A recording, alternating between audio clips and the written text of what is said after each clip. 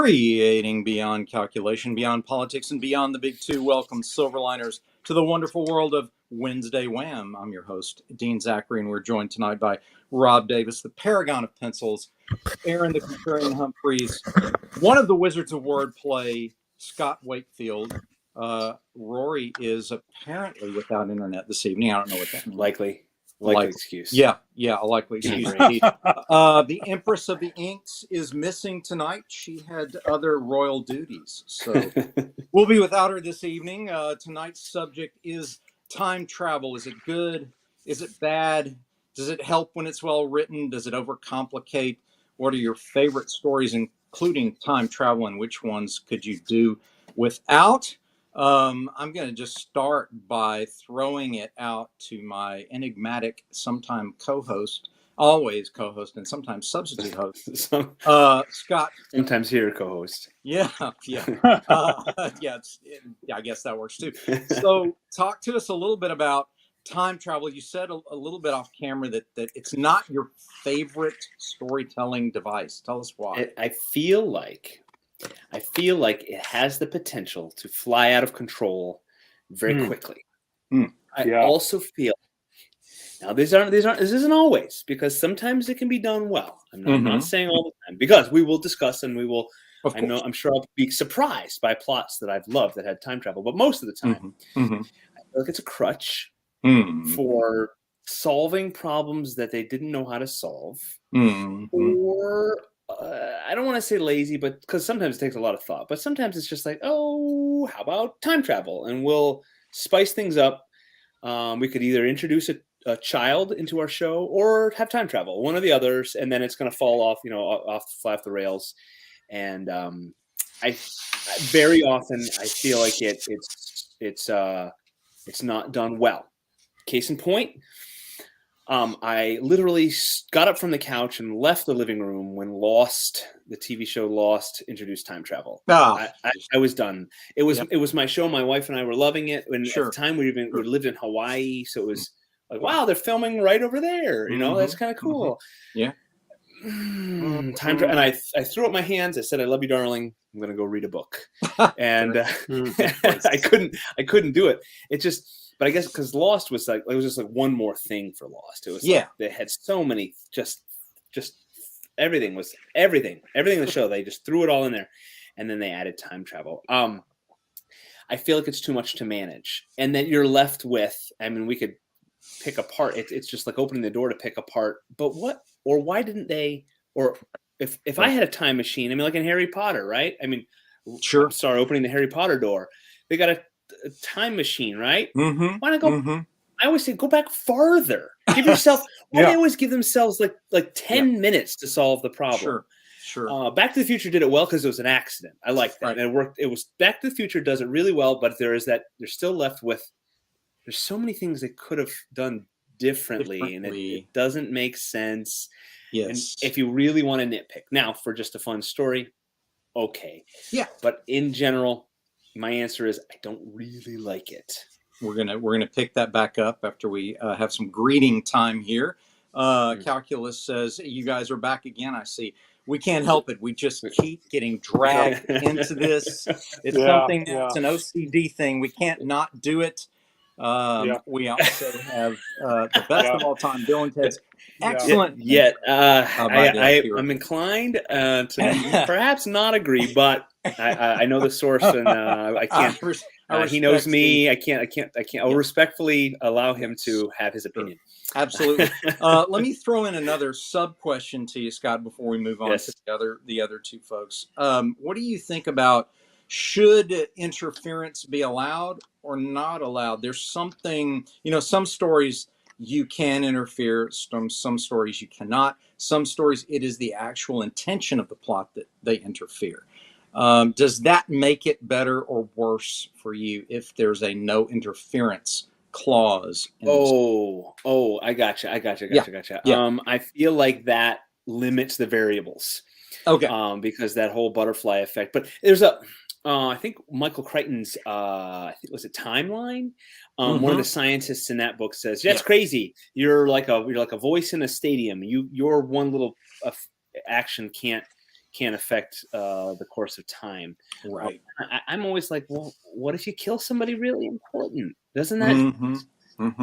And then what's the paradox if you go back and kill your grandparents and then you can't be born, you immediately wink out back, how's that and then possible? you wouldn't. Yeah, I know. How's that? Yeah, I know. I don't know, but it's just it's so many things to manage. Maybe that's just because of me, like as a storyteller. Like I don't think I could write a mystery novel because you got to have a really smart detective. Well, then who's creating that smart detective? This idiot. Yeah, so right. I can't do that. So then time travel, and I'd be like, I'd have sticky notes and 3x5 cards and file folders of all the things that I have to keep track of in a time travel story, and just do it. Just do what the pretentious British writers do, like Grant Morrison and Alan Moore. Just make it up and then go, "What do you mean you didn't figure that out? The clues were already there." What are you, a moron? Calculus says the Teenage Mutant Ninja Turtles 2012 had a good time travel arc. Why they can't just keep going back or go back further? Yeah. Yes, that's a good way of saying it. If you kill John Wilkesville, you could make difference easily. I think it's that Booth. John Wilkes Booth. Is that an autocorrect? Yes, indeed.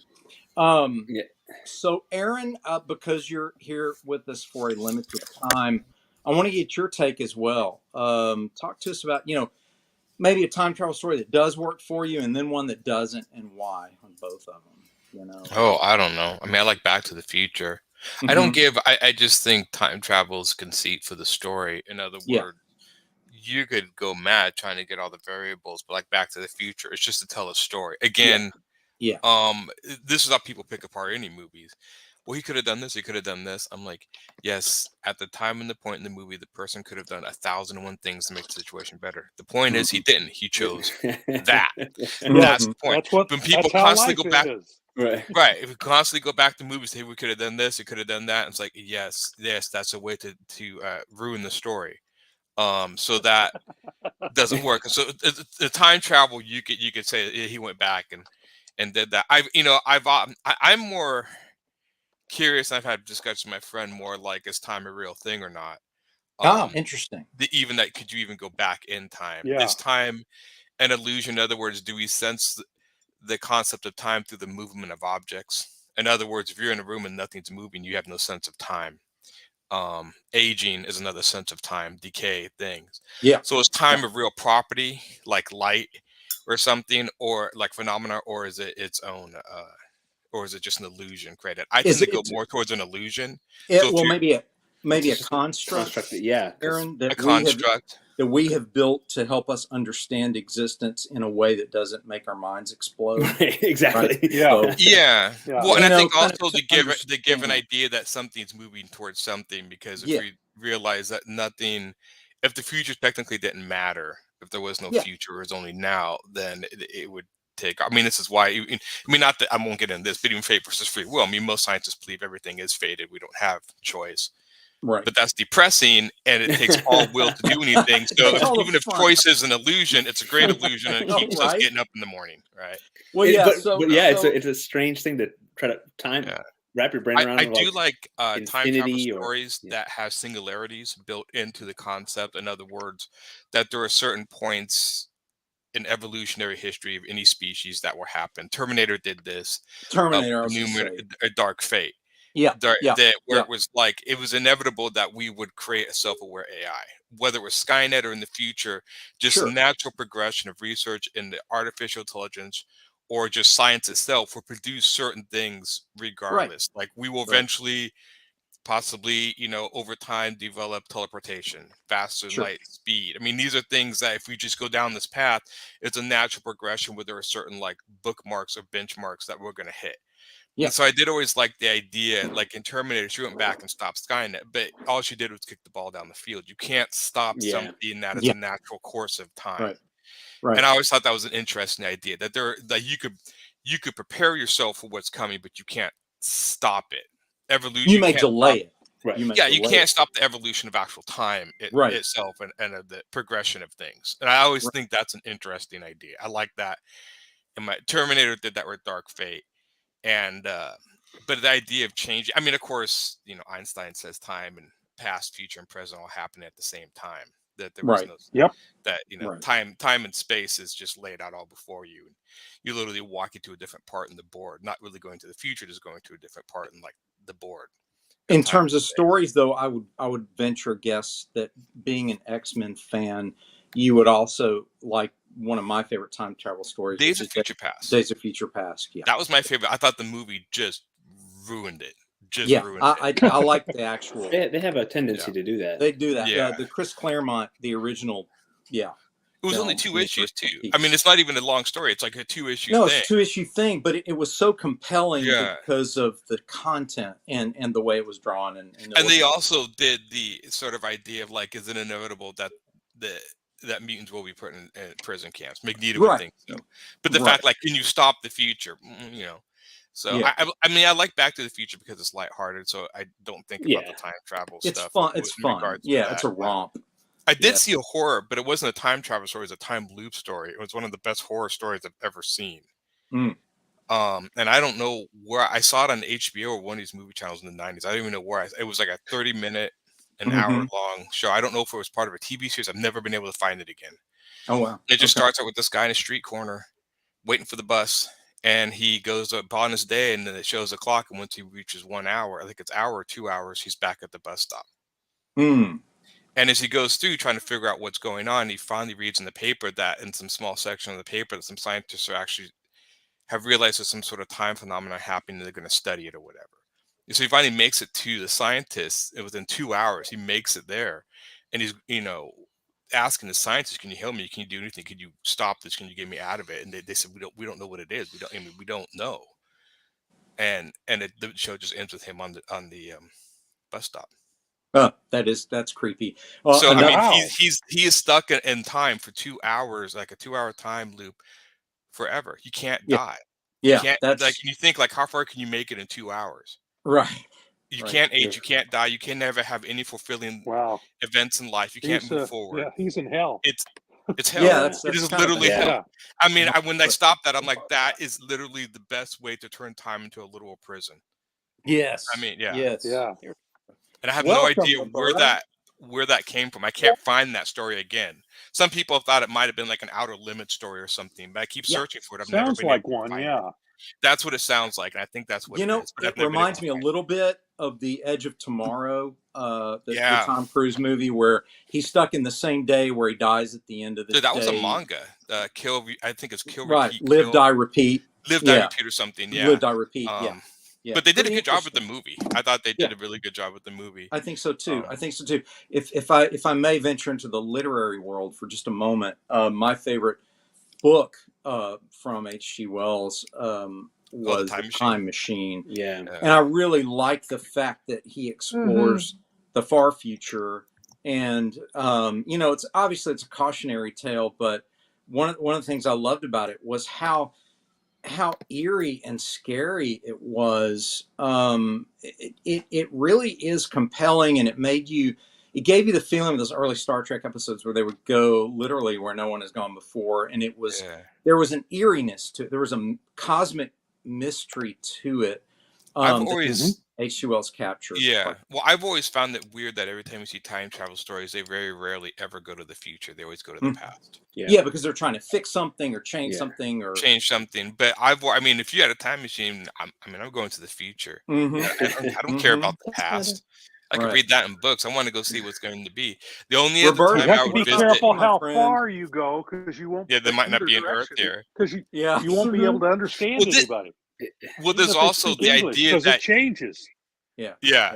Well, there's also the idea you can like travel into the future into something. There's also, I think, people talked about the idea that if you travel into the future for a stationary point, that you literally end in space because Earth has traveled out from you. Yeah. So there's all sorts of interesting ideas you can do. I love that technology. This is one of those things like we talked about, like if you can't explain the technology, don't. H.G. Wells clearly didn't even try, because the time machine doesn't even explain anything. All he does is say, I pushed the lever forward and I pushed the lever farther forward and time sped up. Yes. And then slowed it down. Right. Pops says, hey, technically, the amount of energy say, hey, Pops, we would have to do to time travel is beyond anything we can even comprehend. I mean, is like the idea, is time travel possible? Right.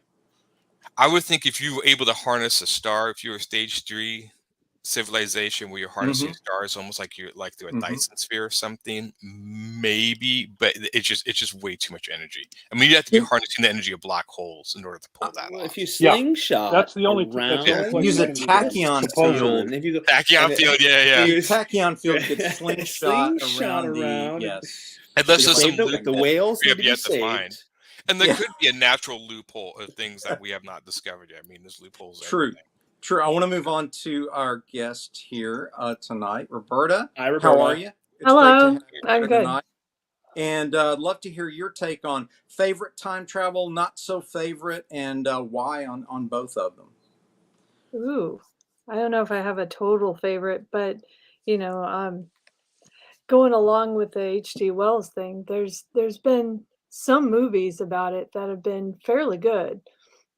Yes, I'd say, and also I just found by accident, I don't know how, but they restarted Quantum Leap. How fun! Yeah, and they immediately canceled it. Unfortunately, I just heard they canceled it too, which I was like, "Wow, really that fast?" But that fast? They did a good job with it too, which is really a shame. Yeah, I didn't see it. Pretty good. Yeah. Mm-hmm. Yeah. It looked interesting. I didn't know where it was on TV. I just saw an ad, they're resurrecting it, and then the next thing I know, they actually did this in Wizard once. They in the back have jokes. It was a mean joke, but it was funny. It was like the amazing first issue of Hawkman, sensational issue #1. Get it now. And then it's like turn the page, like issue 2 is like the last issue of Hawkman. Get it now before it's got. It's like that's mean, but it's funny. Mean, but isn't that terrible? It is terrible. I was waiting on someone to bring this up. Yes. Superman flying around the Earth in the other direction was the worst. Time just turn the back. That's that's how it works. As if we understand how it really works. That was so funny about the Superman movies. I mean, I loved them as a kid. I think like Christopher Reeves captured the character Superman. But really I still remember him throwing the plastic S from his chest in #2, like catching. Do you guys remember that? Like they just made stuff up that he could do. That was great, wasn't it? It was, the time travel backwards. I mean, people thought, could you actually do that? I'm like, well, you could turn the Earth backwards, I guess, but why would time go backwards? Time wouldn't go backwards.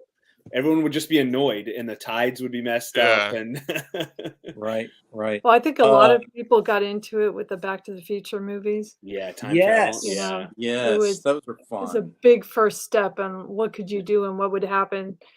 And you found out you would start disappearing. I like the fact that Aaron mentioned it earlier, the conceit idea that it's really probably not a good idea to try to explain much about it, but make sure that the story is interesting and compelling enough to where we forget and we don't care about how. We just want to watch these of disbelief. Yeah. Yes. Well, that's why they actually they were when they originally made Back to the Future, when they're writing the script, the time machine was going to be like a refrigerator or something. Yeah.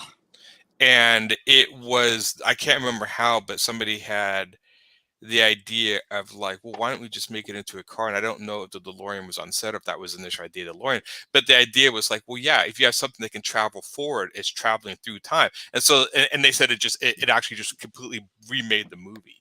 Oh, because the fact that you are literally using something that can travel and it get fast enough and it goes through time. Oh yeah.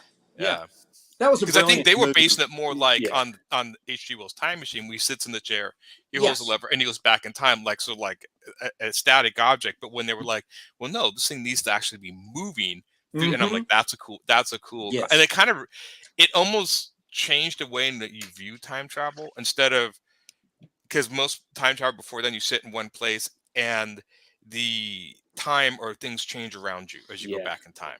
But you gotta hope for no erosion and stuff like that, right? Back to the Future, it almost feels like you're traveling fast enough to break through a barrier, almost like breaking the sound barrier. Yeah, which I thought was a really cool concept. Like you go fast enough, you can like crack through time.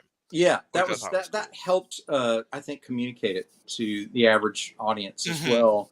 And it made it more kinetic and exciting. It did. It really did. Calculus says that reversing the Earth would just kill everyone. Make Yeah, of course. Of course. Basically, what you would do is probably mess up the.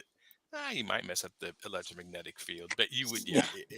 Everything there'd be so much that would just it would just everything's in a stasis. It would just stop. And there's an we go flying off into space. There's an Onion article about that scene where he's holds up his phone. It's Chuck calling Chuck Berry. This is that sound you've been looking for. If you look it up, the Onion, Johnny Be Good, and he says Marvin held up the phone and I heard the song that would make me famous. Then I stole it. I stole it. That's so sad. I love it. That's great. That's great. Rob, we haven't heard from you yet, my friend. Love to hear your take on a favorite and not so favorite, and why on both of them. Well, probably my favorite. It fits together here. Probably my favorite Avengers story is Avengers number 8, where Kang the Conqueror travels through time back to present day Earth and takes on the Avengers. He wants to rule the world. He's man from the future, and it's and the way that story unfolds and the way it's told by Jack Kirby is just an incredible story. And that got woven into some other stories that Jack Kirby had done. One in two different stories in Fantastic Four. In that the Fantastic Four I've got it listed here somewhere. Yeah, in issue number 5, Dr. Doom sends them back into time to get this chest full of magical gems or some sort of treasure that he needs, and he sends the Fantastic Four back in time, and they come back to the future again. And you'd have to read the story to get. And I didn't read it. I just kind of looked it up to see where it was. But I think what happens is they trick him once they come back with the treasure. They don't actually come back with what he asks them to get. And that was like the first. That actually happened before the Avengers issue did. So that was the first time travel story in the 1960s Marvel universe.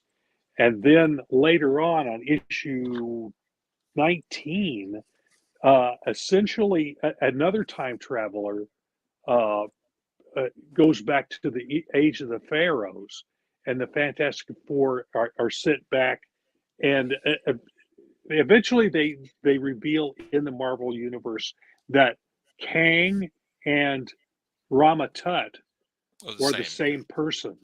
That got resolved because did you ever read all the time travel stories kind of got linked together in that way.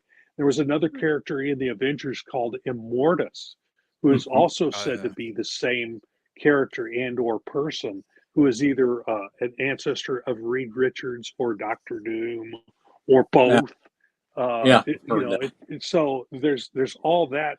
So that whole thing just started from a couple of really interesting stories that Jack Kirby and Stan Lee created, and it just kind of rolled into now Kang seems to be the next Thanos-like villain in the Marvel Comics universe, which I think is a great idea. I've always loved the character of Kang, but it's good. It's so easy, as Scott was pointing out earlier. If you don't do that right, you can really screw it up. If you don't have it planned perfectly, it won't come together. No, it won't. Did you ever read a comic series called Avengers Forever? Yes. I haven't. Rob. No. Yeah. You might want to. I have it in my collection, but I haven't read it. Because that deals a lot with the Kang. It covers a lot of the Kang time travel storylines and stuff. What? Right. Kurt Busiek, so it's like wrote it. Yeah. It's a maxi series. It's really good. That was what really got me into Kang the Conqueror. But I think that I have it in my collection, but I haven't read it. Yeah. I was so sad to see the artist of that passed away recently. I can't remember Apocalo. I can never say his last name. Yeah. He was a monster of an artist. Pacheco. Yeah. That guy was like the way he does hands and stuff. I just want to break his hands. I just want to break his hands. He's so good. He was one of those artists that just made it look easy. Oh man, I love that guy's work. I was so sad when I heard him pass. It just like it effortlessly comes off the end of his pencil. It reminded me a lot of like Alan Davis in a way. Yeah. Yes. Sort of Alan smoothness Davis or whatever. and Adam Hughes. It's got some of that feel to it. A lot of Yeah. smooth. It's from that school of comic book art. Yeah. it's Very So I good mean, I stuff. got it for the art, but the storyline I thought was the one thing I liked about King, and I think they did in Avengers Forever, is the fact that he was battling one of the Avengers, and he brought armies from all timelines. So he had like Vietnam fighters, Yes, Civil yeah. War stuff, and I thought that was. I hope they do that in the movie. That it's very easy for them to mess up the movie. They destroyed Thanos in my eyes. I'm sorry. I'm betting that this story is probably based on that Avengers Forever. Oh, yeah. The eventual thing that they do, and I hope that's what they do. Yeah. And it would be great if they would introduce a real Doctor Doom instead of the kind of I fake still ones don't understand why so far. they still took out the whole Doctor Doom. Like Thanos loved death and killed half the universe, and I thought, oh, maybe that's not Disney-fied enough. Then they come out with that Night of the Werewolf show and Moon Knight. So I'm like, well, it's not the horror aspect. So now I'm really curious, why did you decide to completely rewrite Thanos' backstory and make him into a wuss? I'm sorry, he was a wuss in the movie. Thanos does not cry.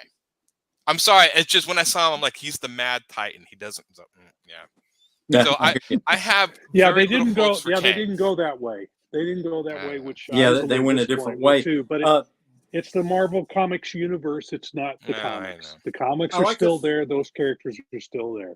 This is a different universe. A time traveling villain. You brought something up, Rob, with your answer that brings to mind another great time travel story. There was a film that was called Time After Time, where H.G. Wells himself is a character in the film and actually uses his time machine to hunt down Jack the Ripper, who comes to our time period, who escapes into the future. And it was a brilliant, just a weird kind of sleeper hit among sci-fi fans. And it's actually worth watching. I don't know if it holds up as well today, because it is like it's late old. 70s. Yeah. Did you ever see the movie Frequency? Which is another good Frequency. Which one? Frequency. Yes. Yeah. That was another good. And that was such a fascinating, because it wasn't really time travel. He was just able to, that radio somehow was able to talk to the past, which I thought was such a cool idea. That's neat. They weren't actually time traveling, but by working together in the future and past, they can make it. And I thought that was such a cool concept. And it was a really good movie. Calculus gives you a great compliment here, Rob. His art's so good, I just want to break his hands. No violence here, kids. Rob Davis, note to self, do risk showing Rob art at a con. Yeah. Wow. Right. That's great. That's a great compliment. Of course, I'm joking. I wouldn't do that for real, but yeah. Indeed. I don't know. It depends on the artist. I might carry a small hammer.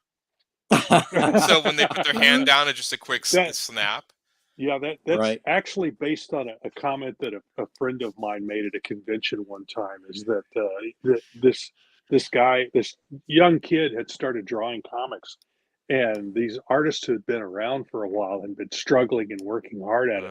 And this guy just came along and just started drawing like crazy, and they said, we want to break his hands. So that's where that came from. He was just so good. He was so intimidating about how easy he made it that they wanted to just break it. So a lot of those guys, I see a lot of artists that become super good like that, sometimes rarely make it because it comes so easy. They don't feel challenged, that they just kind of bow out of the race. They're not in it, like the struggle, so they just like whatever. I've seen so many artists that just like whatever, and just bow out. You know what happens? I know two guys that's happened to, where they were actually very, very talented, and they were afraid of success. You could tell that's what it was. They were just afraid that Well, and there's also there's always that little voice talking to you. You're not as good as you think you are. You're not as good as you think you are. Yeah, if you listen to that voice enough, was me. That was Aaron. Yeah, that was me. That was Aaron. So that you're the one. Now we know. Yeah. Calculus says DC Legends of Tomorrow was a decent enough time travel show, in my opinion, for the first few seasons. Yeah. A lot of people like that show. I didn't really watch it. I think part of it is what you said, a lot of it afraid of success. I think the other thing we don't know about is a lot of these guys are so talented, they get scooped up by Hollywood and a lot of production companies, some of them advertising do, agencies and they're and paid a lot more good for them. working Good a for lot them. less. That's cool. I'm happy for them. Calculus says, I feel like that's what happened to Peter David. When he was so good, he was like, this is below me. Although he still writes some stuff. He really does. He's been, Dale says another although he recently has had some health problems. Yeah, he's even got a GoFundMe out there. Yes. He's got a GoFundMe out there that raised all the money in like 3 days.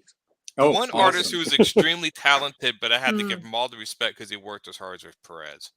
That guy, he earned it because he was at that table all the time. So it wasn't so much jealousy. When he started, he was amazingly talented, but he just hunkered down and got the work. I mean, the guy was like work ethic and embodied, personified. Yeah, absolutely. Dale, and then he went out of class act as well. Man, yes, what a guy. Dale says another fave, Phineas and Ferb's Quantum Bulu. Now, Scott, since you know this gentleman, and I use the word loosely because I don't know him, I'm just assume the best of people before I meet. Dale Cure has a cartoon. Yeah, Phineas and Ferb is Adventure Time, Gravity Falls, Phineas and Ferb. My goodness, Phineas and Ferb is one of the best cartoons ever. And yes, the time travel episode. I'm probably mashing pieces of it together, but I feel like the sister. Candace steals the machine, and hilarity ensues. Of course, that cartoon, man, Phineas and Ferb is fantastic. It's so funny. Every episode is just gold. So I don't remember. I'm sure there's plenty of plot holes in the cartoon time travel.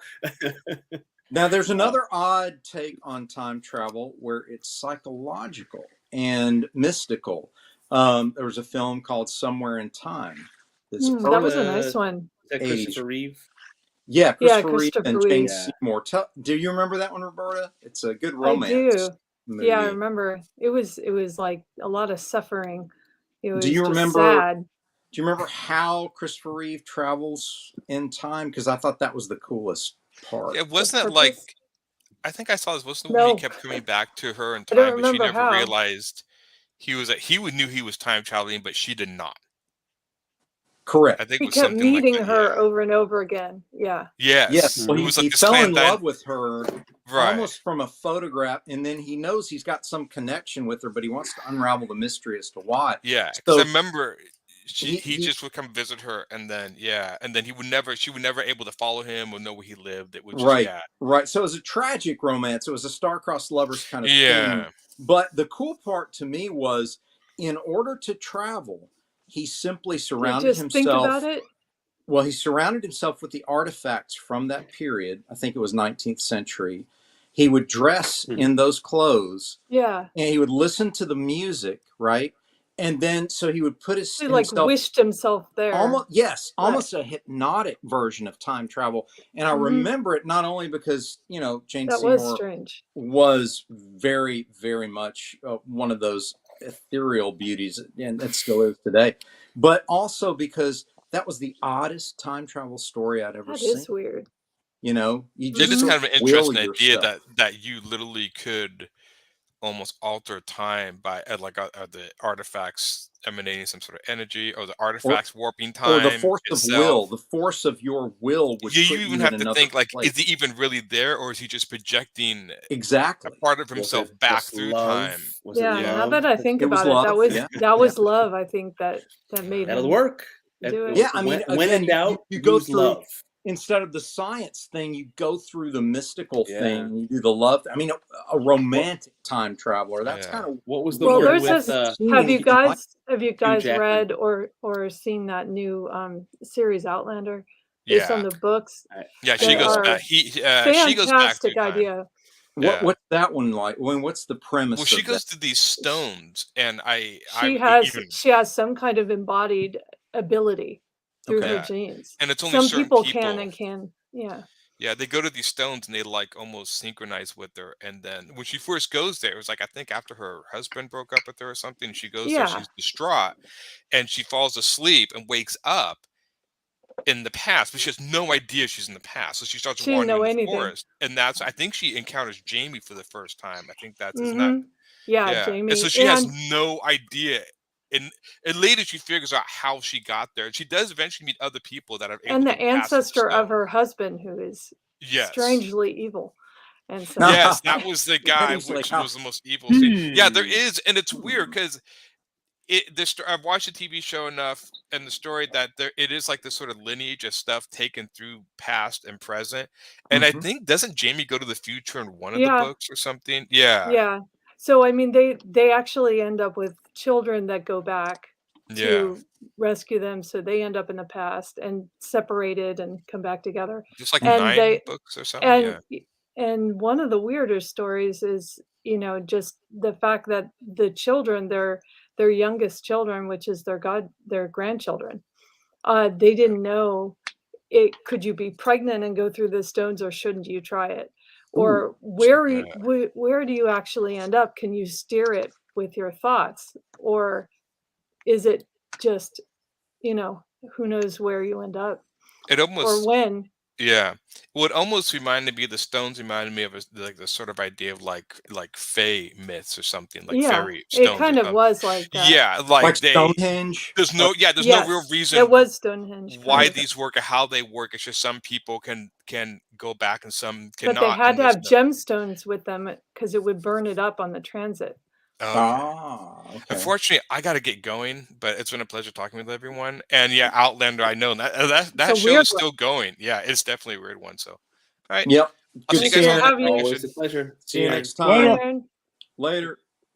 Now he's gone. Now nice to have him. He's gone. No, I love wait, Dean. Dean, we gotta knows.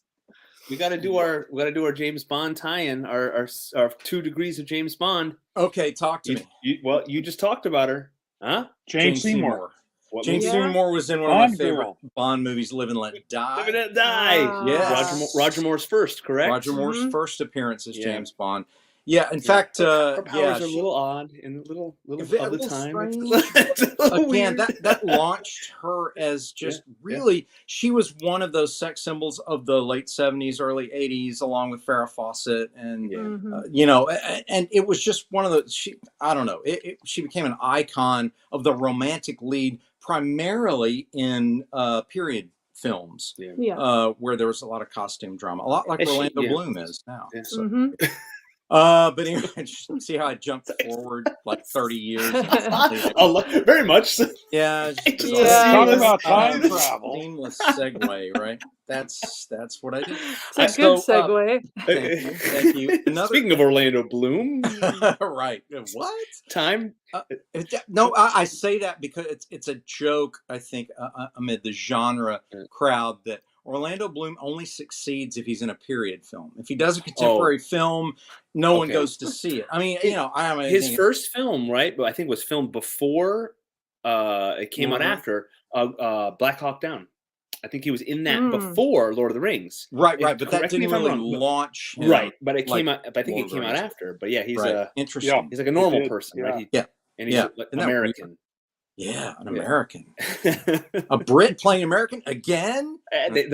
They're always stealing our actors' jobs. See, that's what I'm saying. British coming here, taking our. I know they've trod the boards and they've done all the theater. That's why they're just better. I don't know. They've mastered the language. Theater helps, doesn't it? It really does help. Well, theater. It's a theater. It's a theater. That's. No. They did a really nice remake of Stephen King's 11/22/63. If you've seen it, I've not. That sounds interesting. So yeah, they had it. It was, I don't know when the movie or when the show was. It was like just a few episodes. Okay. And I think they had it on Netflix, if I remember. And what was the premise? Remind us of. Trying to prevent the assassination of JFK. JFK. But it's such a weird story about how it's like a specific location that if you get there, there's an invisible door. And you end up on the other side of it. And you can come and go. Oh, wow. But you have to know where the door is. That is interesting. But if you go, you age there and you come back older. So that's a problem. I was going to approach that the wages of time travel, the cost of time travel. That has so many implications of like how exactly would you function over there? Yeah, you know. I know, right?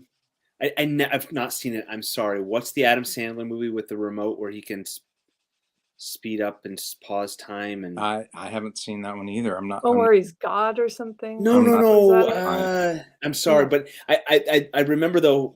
Like he keeps aging, so like he tries to pause things and I didn't see that. That sounds funny. And he ends up missing important stuff because he fast forwards through it, and so I'm sorry. It was called a Click.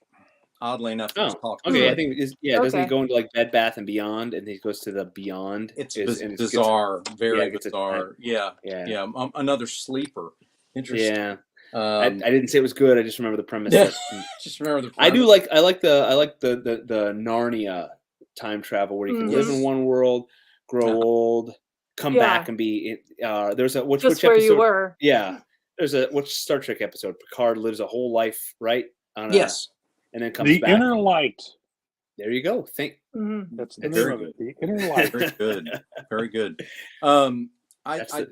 I do agree with calculus here. Those pond crossing Brits taking our acting jobs. So true. Unfair. So true. That's why I can't get into the industry. There's too many. It's just saturated with the English, and I don't know what. We just have to do more. Just work on your British accent. I'm trying. It always devolves into pirate. That's all of my accents go from English to Irish to pirate. We're gonna all have to talk like this for one show and see if we can keep it up for the entire. I know. It's unsustainable. Certainly. I mean, we'll make complete fools of ourselves. Still, all of my Dungeons and Dragons accents go to that too. And then some sort of weird Mary Poppins Cockney, Dick Van Dyke. Step in time. Chim Chimney, Chim Chim Cheree. Apologies to everybody, not just the British. Not just the British. Everybody. Right. The best way to learn how to speak British is watch Monty Python and the Holy Grail over and over and over, and you'll get every level of British accent. And there is something funny. I don't think the British find their accents as funny as we do, but like watching the British Top Gear is hilarious. Watching American Top Gear, not so much. Not so much. Calculus, I'm not sorry. Not at all. Right. Not all, Peter. You're welcome on this show anytime, bro. We'll just go back and forth. You can make fun of our accent. We'll make fun of yours. I have British. Sorry, not to keep on this British thing too long, but I have distant British cousins who I found out existed. A couple of years ago, went to a Triumph motorcycle convention and was able to go visit them in Cornwall. Very cool. But I never thought that I wouldn't be able to understand them. I have this second cousin up and over, Cornish cousin, and he would he'd say something, and then he'd smile and go, and I have no idea what you just said. I have no clue. I'm so sorry. You're speaking next time that English. Just look at him and say, "Brilliant." Brilliant. That's all you got to say, and they get it. That's their compliment. I'm so sorry. Everything. Brilliant. Anyways, wow, that was a digression. I'm sorry. It's all right. We have to have those. It makes life interesting. We're talking time travel. We were trying to talk time travel. We are talking time travel.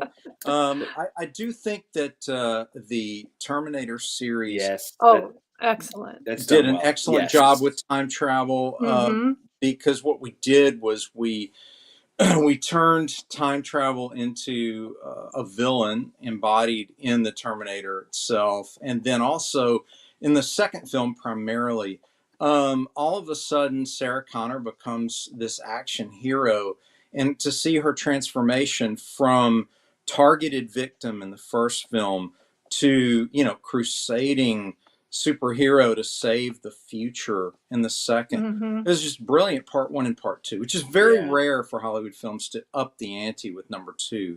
But I think I've got to give James Cameron props for two part twos that he really did a great job with, and that's Aliens and Terminator 2. With the S. Yeah. Excellent. Both yeah. Aliens 3. No, just don't need to think about it. 2 is good too. Why Back to didn't the we Future. stop? Yeah, Back to the Future 2. Yeah, I don't know. Well, that it's one, not terrible. It's not terrible. It's not fun. It's fun. It is not. Is very much the old PG, because there are moments, and I'm like, I watched it with my kids, and I was like, oh, this is a little PG-13, a little bit more, and it's a little depressing because you're like his mom and Biff and like don't really but yeah, it was a good continuation, and I remember. I guess I haven't watched it probably since it was on VHS. So 3, I haven't watched 3 in a long time. So I remember enjoying it. I remember liking it, but I guess I have to go back and analyze it a little more. But did anyone see Interstellar? Oh, I haven't seen that. I have not yet. I want to see that. Talk to us about that, Roberta. I think you probably do the best job of summarizing that. What did you feel about Interstellar? What was the premise? Let's start with that. To look at Matthew McConaughey. That's pretty much it was from just all his face. All the ladies that told me about the film. It's about Matthew. So, I mean, yeah. The plot's like secondary. The plot's secondary to Matthew's face. Matthew walking around being cool, right? Isn't it about he sacrifices for the mission? He knows he's never going to see her again because of time travel. It's not really time travel. I was going to get there. It's the wages of going the speed of light. Yeah, it's you don't know time what dilation, happen. I think is what it's called. Yes, good call. That's Rob. a word. Yeah. Yes, excellent. So as you travel, the conceit is if you travel the speed of light, time alters differently here than it does at your destination. So when you come back, everyone you know and loved is going to be gone, and you may be the same. But it's the theory of relativity. It's general relativity. They tried, I think, to be very accurate with their astrophysics. Yes, they went more science-based than fantasy-based. Speaking of science-based, not. Army of Darkness says. How about that time travel movie, kids? Oh my goodness. Oh my God. So many good suggestions from him. This is if you're taking notes out there, people, please jot these down. Yes, very, very wacky. I always thought Bruce Campbell movies were just meant to be popcorn movies and enjoyed for fun. They are fun. And Briscoe County Jr. should have gone on for 10 seasons. That show was fantastic. I mean, he's just got a great. You guys remember Briscoe County? Do you remember the show that was on like one season? You guys don't remember Briscoe County? Yeah, I do. Yeah. Oh, okay. Never saw it. That's probably why it went off. It was well, what, early 90s, Dean? Mid 90s. Okay, one season, maybe 2. Yeah, a Western. That's a rough period in my life. Give us the premise. Well, it was. And what was it about? It's a Western, the typical Western tropes, railroad, gunslingers, all this sort of stuff. And his dad gets killed by a band of bandits, and there's a little bit of there's this weird object that it's like gives people superpowers, but it kills them. There's some sci-fi, but it's the show is a little self-aware. They make a lot of there's a lot of tongue-in-cheek. It was really well written, and it was that Bruce Campbell kind of humor, that little bit of deadpan. It was good. 93, 94. So you were right. Earlier 90s, and I remembered it. Yeah, I think I caught it on the reruns. There's also there's some of these films you don't remember, but there's one called Donnie Darko. I love that one. Yeah. Talk about a weird cult favorite that really gained a lot of steam long after its release, and it built a sort of cult following on the internet where theories and explanations made the film much like the Blair Witch Project. The theories and the cult of fandom around the film almost overwhelmed the film itself. You can still find Donnie Darko explanations, what the movie means and the time travel. Have you ever seen it? Have you guys seen this? Yeah, it's really fantastic. It's very. I've read a lot about it, but yeah. Jake Gyllenhaal plays an individual named Donnie Darko, and he's in high school, and he's going through the typical high school issues, and he keeps having these awful visions. And through the course of the film, you realize that he's out of time, and there's a warning coming from the future in the form of the scariest bunny rabbit you've ever seen. I know it sounds odd, but the scary bunny is terrifying. Look it up. And at any rate, again, it's a time travel movie, so it falls right within our wheelhouse. But one of the most odd, almost student film type of films where it's kind of hard to follow the first time through. You almost want to watch it twice. Very eerie and dark, oddly. Dark. It is very dark. It's very dark. And he finds this book by a science teacher. Yeah. That talks about time travel so that he could figure out more about it. Right. It's just very odd, but interesting in its time travel theory, because it almost has a spiritual side along with the sci-fi side. Remember, we were talking about wishful time travel in the tradition of Somewhere in Time. It has a little bit of that too. It even has a Hamlet-esque ghost. I don't want to give anything away, but there's a lot to it. Our illustrious science teacher's name was Roberta. Oh yeah, that's cool. Yeah, Roland. I'm sorry. Roland chimes in with Blair this Witch. This might get me fired. This might get me fired. Say is Blair Witch is so bad. Blair Witch is an amazing film. Blair Witch experiment. It was interesting. Blair Witch has the final scenes of Blair Witch have me shuddering to this day. But the things that people copy for it have ruined a lot. Oh yeah, it's become made laziness. Farce. Yeah, it's become. It was a. Here we go again with we're off the rails again, but it's fun, so we're going to stay there. Okay, we'll allow it. We'll allow it. The nice thing about it was a product of its time. The burgeoning internet was first getting started, so this was an experiment on promotion and marketing. They built up this whole idea that this was truly found footage. So a lot of folks went to the movies thinking, hey, this was wife, real found girlfriend. We went, and I knew it. I had read about it, and she had never even heard of it. And we went and sat down and watched this movie. My girlfriend, she's, what is going on? What is this? And it was, hey, you couldn't look stuff up back. I mean, the internet was very new. You didn't just look early primitive age of the internet. I mean, blockbusters were still around. That's how long. Everything's pre-blockbuster or post. I remember. Speaking of Blockbuster, when Netflix came out, Blockbuster started to try to emulate that. Do you guys remember that? You'd get 2 discs in the mail. You could go to the Blockbuster. You could turn them in at the Blockbuster. They would scan them. That would trigger the discs to come. The next ones come in the mail, and you could take 2 off the shelf. Exactly. It was incredible. Ooh, it was real. I suspended my Netflix account until our Blockbuster went out of business. That on the wrong horse there, Scott. You had discs like in the interim, and then you would go back with the ones from the shelf and the ones that came in the mail. Give 4 discs back. Do the whole thing. It was really, but it was too little, too late. Those were the heady days of 2003. I liked Blockbuster too. I enjoyed them.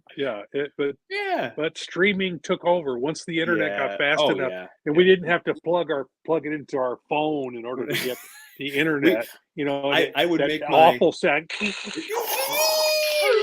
Remember the AOL things you get? You get the 900 minutes of online. This is painful. Just painful. I might still have some. I remember my Netflix queue for a little while was all Ernest Borgnine movies, and they kept coming.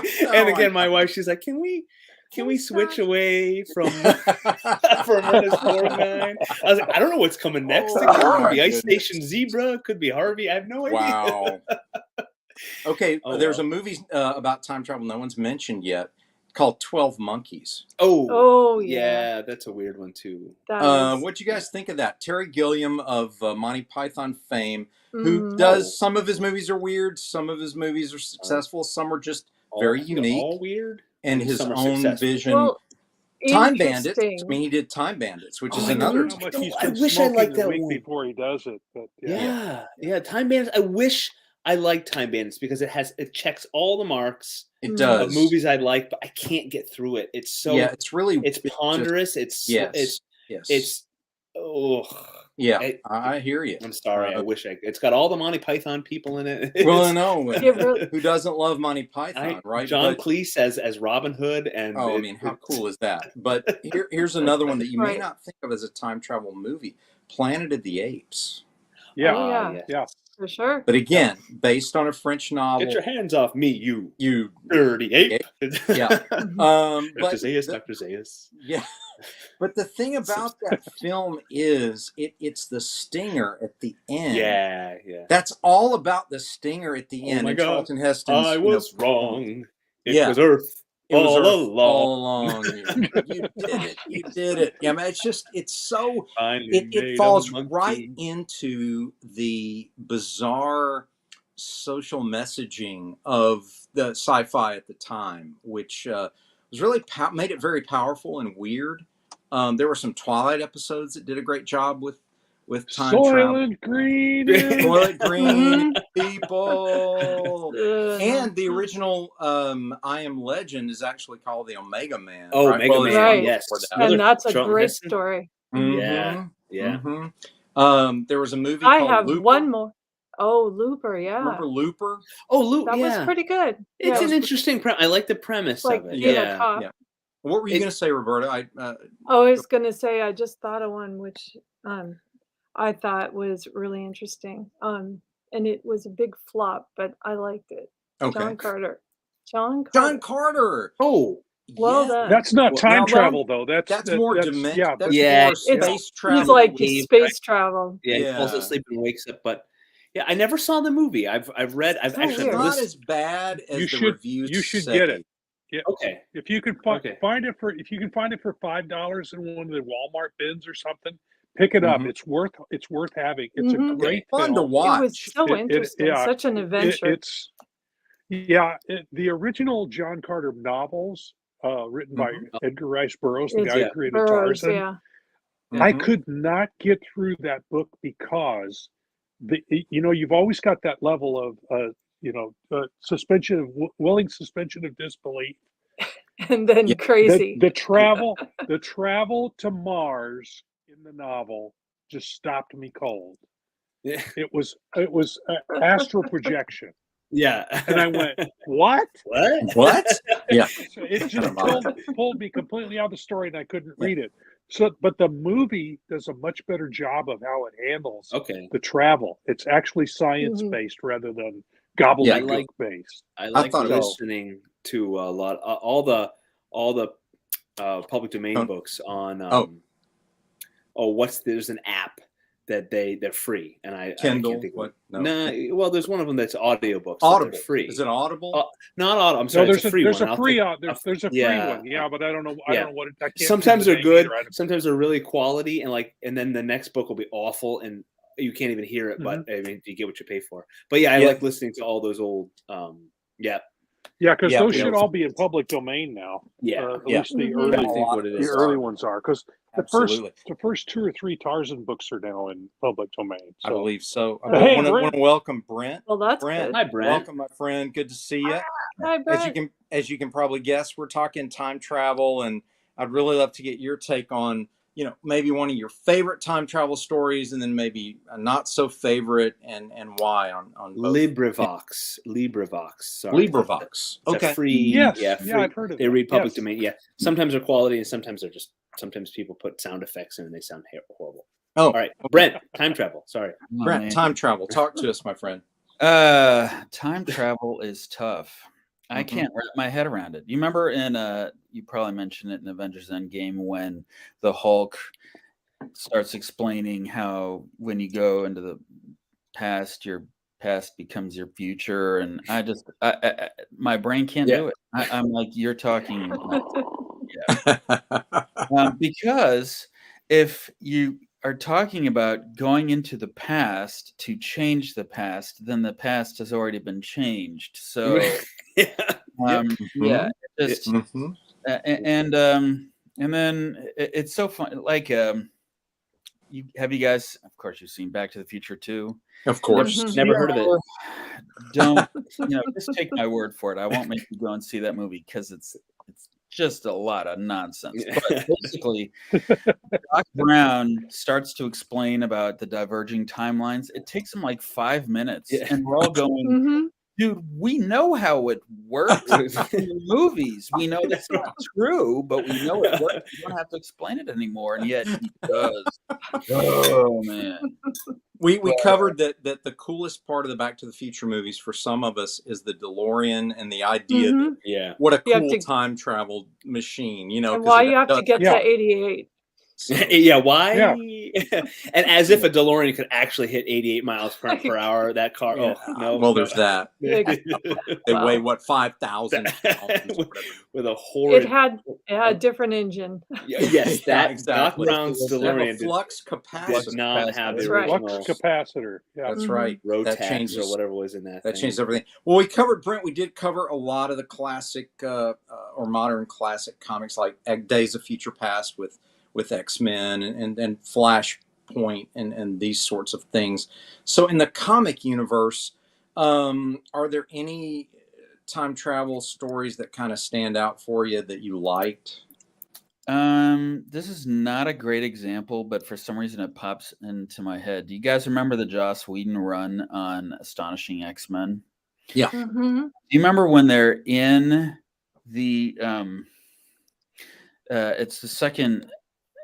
it's the last arc he did when the X-Men are actually flying to this alien planet to stop this Armageddon from happening. And they have a conversation that's kind of a funny conversation. But the following issue, you find out that they have figured out that they're being being spied on psychically. Oh. So what they do is the same panels, but with different word balloons overlaying the words they're actually saying. And it's not really a time travel story, but it's a way to kind of do the Groundhog Day effect. Okay. In comics. And I remember reading it and going, that is just one of the smartest things I've ever seen. And that's the way to catch up on deadlines too. For it's like a best of show or a flashback episode, right? Yeah, kind of. And the thing is, you can just reprint them, and then you've got it. No big deal. But they actually changed the story by telling the same story and saying this is the story behind the other story, and it was just so smart. And so that's one way to go. I don't know. There's another one that we covered a little bit earlier that you might like to comment on. Was we spoke a little bit about H.G. Wells, The Time Machine, and we mostly agreed that what was so charming about it was the fact he didn't feel the burden to explain it. It just, you push the lever forward and you move forward in time. You push it way forward and you move forward faster in time. And so again, because he didn't want to waste a lot of energy on this sort of what I call scientific justification when you're telling a fantasy story. Sometimes you can get bogged down in those things. How did you feel about H.G. Wells' take on time travel? I'm not as familiar with it, but I know enough to know that, frankly, any movie or comic that's going to try to over-explain how it all works and over-explain anything is destined for fans leaving, because Star Trek fans like that, and they're like the only ones, and I don't care how it works, just make it work. Now, sometimes some of us go, "Oh, come on, stop the technobabble. Get on with the story." Yeah, you don't need all that. No, you really don't. And half the time you're like, yeah, whatever you say. Remember, did you guys ever see Time Cop? Yeah, cool. Remember when Ron Silver is saying, "Okay, make sure you don't touch your future self, or you'll somehow melt." And I'm like, really? Yeah, that's a new rule. All of a sudden, it's a rule.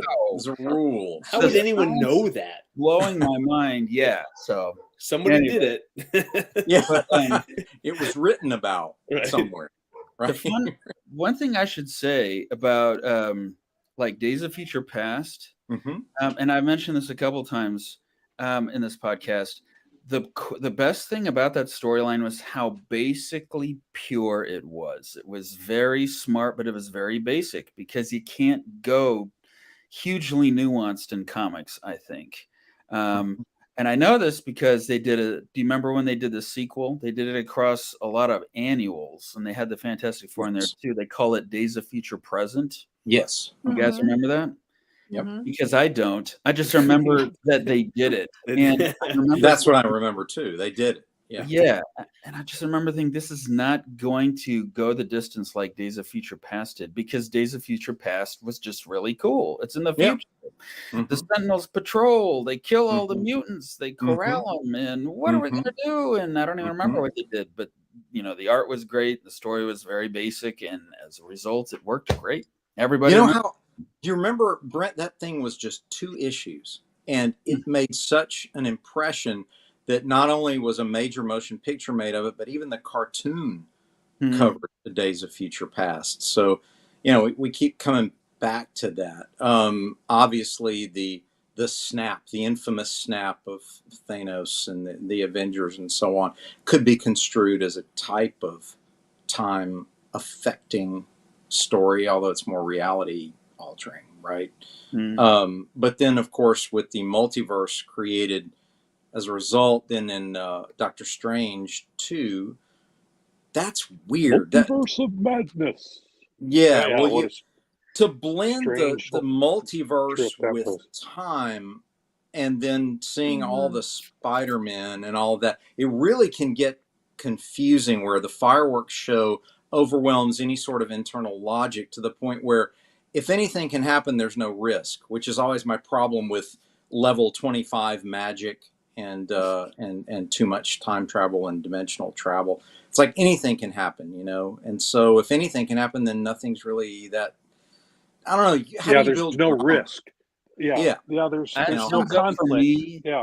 And that's the entire problem with Marvel's Phase 4, basically. Talk about that a little bit. Remember when Kevin Feige got up at Comic-Con and said, "We're doing the multiverse," and I remember thinking, okay, and we're already mostly done with Phase 4, and it was like he had to announce, okay, and we're done. Oh, really? We were in the middle. Okay, but the point being that now you suddenly have a mechanism by which you don't have to tell emotionally deep stories anymore. You just tell interesting stories. What if Doctor Strange wandered into the animated universe, which he did for like 3 frames? And what if the Illuminati runs things? What if this and that?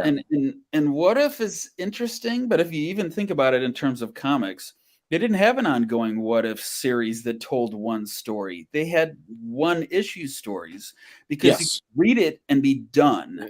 I don't, what would happen if Invisible Girl died in childbirth? Now I know. Now you know 5 issues to tell me. So, well, see, that's the thing. Let's even use the Bard as an example, right? I mean, what if Hamlet's mom, didn't marry his uncle? And okay, well, so what? I mean, that's the whole point. Is great stories are great because of the specific events that took place and the character reaction. And what if it might be an interesting conversation over adult beverages hanging out, but it rarely makes for compelling stories, I think. That's just me. Yeah. I always feel like canon, I don't know. Do you find yourself asking that sometimes? Like, is this canon or is this not canon? With some of these franchises that kind of go off the rails, and you're like, is this canon, or are they just having fun here? Because Star Trek has gotten too wrapped up in that. Is that everything's got to be canon? And I'm going, right? No, it doesn't.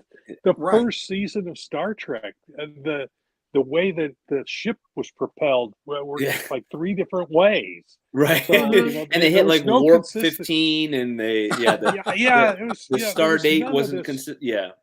The star dates were all over the place. They were all. It was all crazy like that. You don't need any of that. that started with Marvel Comics when they started doing all the crossovers, and then suddenly everything has to fit together. No, it doesn't. Just tell a good story. I think if it fits in continuity, cool. If it doesn't, it's a good story. Just enjoy it. Golly, enjoy the story for what it is. Right. A cohesive universe tends to be a little bit too overbearing, and perhaps taps into a lot of OCD that people have. Stifles storytelling, I think. Yeah. It's like comparison robbing you of joy. Isn't that? Don't you feel that that's the same type of? You ever heard that phrase? Yes. Comparison robs you of your joy. And there's a lot of truth to that. You should just do what you love and don't worry about somebody who does it 10 there's a times lot of better that than on me. the internet. Everyone's so tied up in it violates what happened in the comics. Yeah. Well, the comics are still there. The comics are still there. It's a movie. It's different. It's a different universe. It's an adaptation. Think of it that way, and you're okay. That's what I have to do with books I love. Books I love. When they make a movie, I have to think of them as separate. Because it hurts. Don't you? Yeah, because I can't be like, because I will fall in a book. You have all that time and space to fall in love with somebody, to love, like you're emotionally invested, and then they ruin that. Like the Voyage of the Dawn Treader. Voyage of the Dawn Treader is one of my absolute favorite books ever. The movie is one of my most hated movies ever. I hate it. And because I am in love with those, I'm invested with those characters from the first book through Prince Caspian, Voyage of the Dawn Treader, Silverchair. In the movie, they're idiots. It's stupid. But now that's an extreme example. Lord of the Rings, love the books. The movies, really, really, really love and like. And there are parts that I have to be like, okay, it's its own thing. It's different. It's different. It's a different story. It's a different story entirely. A good example of that in my house is The Shining. My wife is a big Stephen King fan, and the Jack Nicholson, The Shining, Stanley Kubrick's Shining. I loved it. I hadn't read the book, and she goes, "It's amazing." Well, they didn't do this, and they didn't do that, and it's not the book. It can't be literal. You're right. Totally the movie. It's the movie. It's the movie. In the Harry Potter world, so, my wife. I loved it. I thought Stanley Kubrick is my favorite director, and he did a beautiful film. And it about another movie. But Stephen King didn't like it. Yeah. No, he hated it too. That's another movie seared into my soul. Those two little girls and the boy on the big wheel. I saw that way before I should have. I was way too young. It was on my older brother's. Let me sit with them and watch it. Oh my goodness! To this day, like there are scenes in that movie. I should not have seen it when I was as young as I was. And that's a good very creepy. The road, bathtub. The Road book and movie are good. They've done a good job with both of those. Sorry, I don't know why I thought of those. But the Road is one of those books that I've reread that just like has got me. And the movie is really good. So there's nothing to do with time travel. Maybe we should do a show. We got off on a tangent. We'll do a podcast on adaptations. Yeah. We'll have to throw that in. Another one of those. And I can be of two minds, and it drives my sister crazy because I can love a movie. Yeah, but then I can nitpick it to death, and she can't. It drives her crazy. Yeah, like that. There's medication for that. I love the Lord of the Rings movies, but then like if I want to compare them to the books or even like their own plot line, there's some stuff in the movies I'm like, this doesn't make any sense. And Aragorn is a completely different character from the books to the movies. Yeah, they're two different characters completely. Well, even, and this will go off the rails for a moment, just for a moment here. Frodo is really a tougher character in the book, but what they did was they amped up the vulnerability for the film just to sort of make, but he's a tough, scrappy little dude in the book. It makes sense. But, sure. Also a lot older. He's there's so many. But this for another episode. For another episode, we'll go into adaptation. But back to time travel. We mentioned something, Brent, I'd love to get your take on as well. The episode of the original series of Star Trek called City on the Edge of Forever is forever seared in my mind as one of the best time travel stories ever told. And my reason for it was because of the emotional impact of the story. And for those of you who haven't seen it, I'm just going to spoil it because it's been out too long. I mean, it's 60 years old, whatever it is. You have no spoiler alert. Yeah, spoiler alert.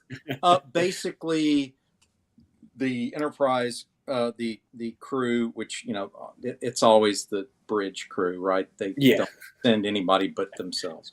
So anyway, they go through the Guardian of Forever. They go back into the 30s. They have to do something on 30s Earth. It's right before World War II. Captain Kirk falls in love with an individual who is part of a political movement, and as is his wont. Yes, as is his wont. And so, through the unfolding of the storyline itself, she has to die for the future to unfold the way it should. So, the stakes, the stakes are really high.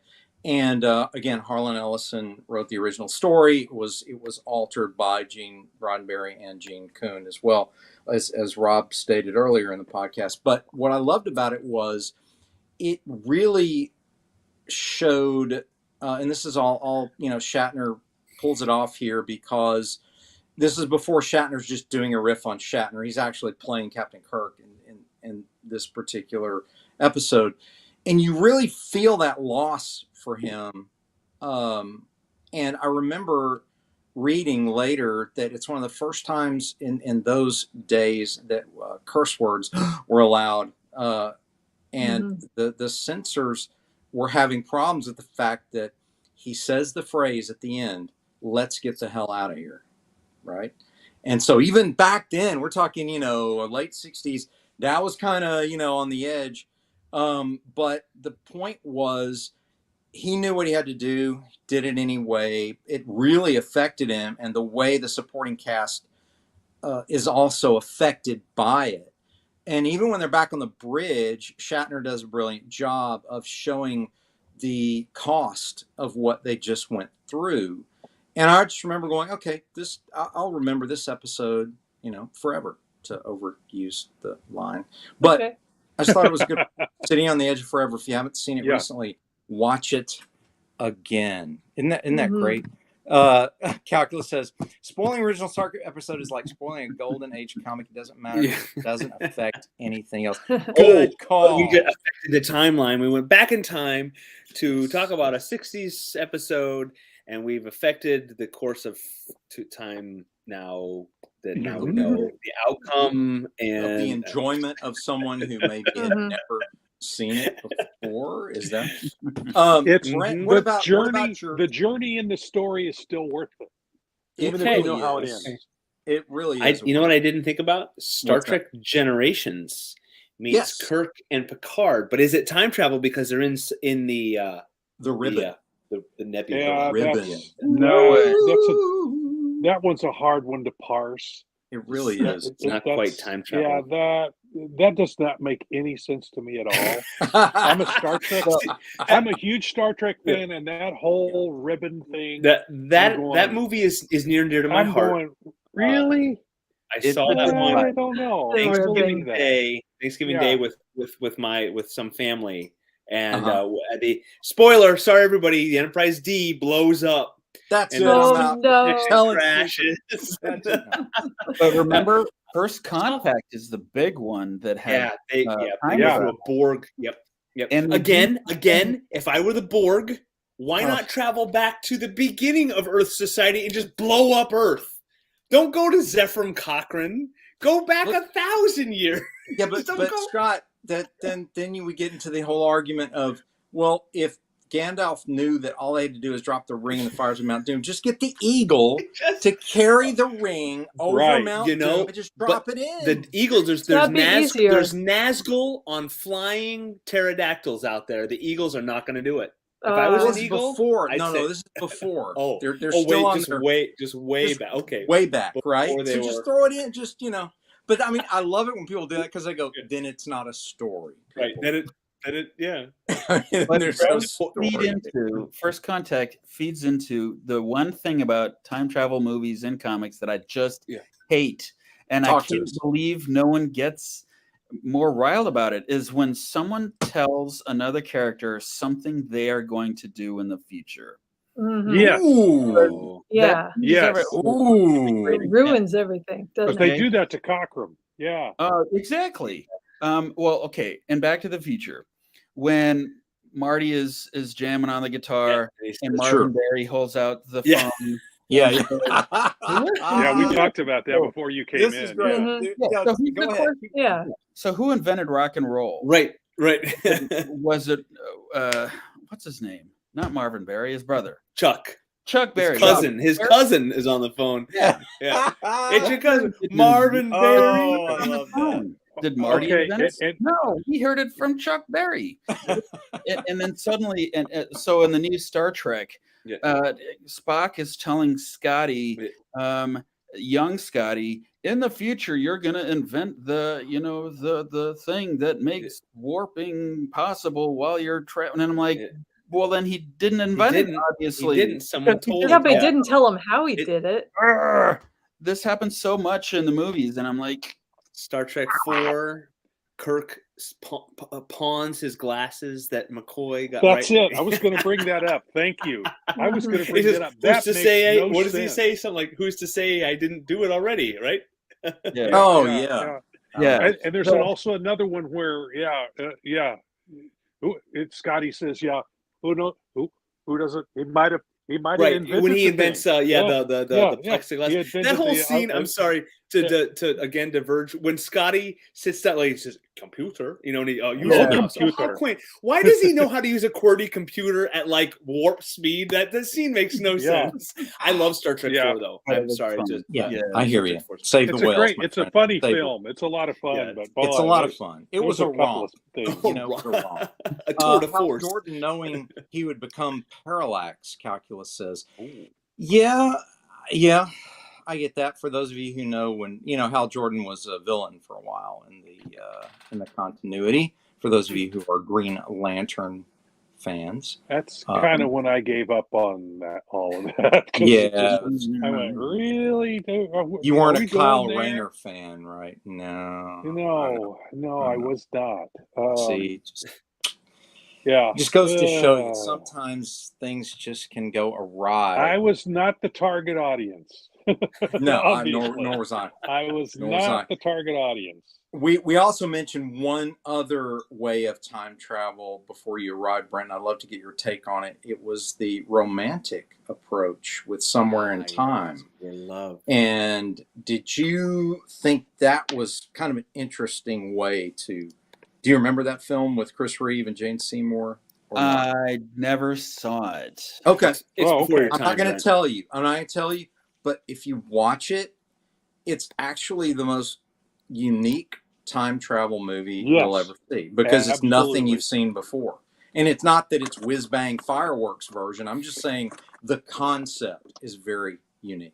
Yeah. Is it that he travels back in his, like, he wakes up and he's in another time and there's Medicine Woman and they get together and all? No. Superman not that simple. Spins the world so fast he meets Medicine Woman. No, that's not quite that. It's got some emotional depth to it and some good performances by the leads that really, they pull you in. I mean, those of us who are kind of not really into romantic movies just right out of the gate, and you kind of sit down and you go, wow, okay, it's Jane Seymour, so that's cool. And so then you start watching it and you go, okay, all right. So he goes back in time that way. I've never seen that before. Anyway, thought it was worth mentioning. Any final comments before we say goodnight to everyone? Dean, one more. 2 degrees of Jane Seymour to The Hobbit. Can you connect Jane Seymour to The Hobbit? Wow. I'm going to let you do that, co-host. Go for it. Jane Seymour, Dr. Quinn, Medicine Woman, Orson Bean in the same show. Orson Bean, voice of Bilbo in the Rankin Bass. Oh my Hobbit. word! Wow, listen to that. I didn't know that. Word. That's probably one of the 6 best degrees of separation, man. With James Wow. Seymour, James Bond to the animated Hobbit. There See we how go. we got. I mean, look what we can do here. We span the gamut here. We cross worlds, don't we? And Mind genres. blown again. If I knew it. I know. Calculus asked for one last question here. If Superman fly forward, does he reach the future? I would. Well, yes. The answer is yes. If he can reverse time, he can speed up. Hopefully, right? Yeah. And I will say, I saw that movie at 6 years old in a theater and thought, that's dumb. And I go backwards and go back in time both and by my 6-year-old self. I imagine Brent as like the Christmas Story Ralphie there with the decoder. Son of a right. Going, no. This is dumb. Well, guys, we've come to the end of another great broadcast. What a good one. Joining us tonight and making this super, super fun. Do we know what's next week, Dean? What's that? You want to tease next week? Next week?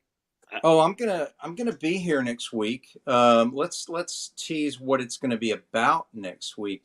We're gonna talk about literary comics next week. We're gonna talk about exactly what elevates a comic book from entertainment to literature. All right. And why?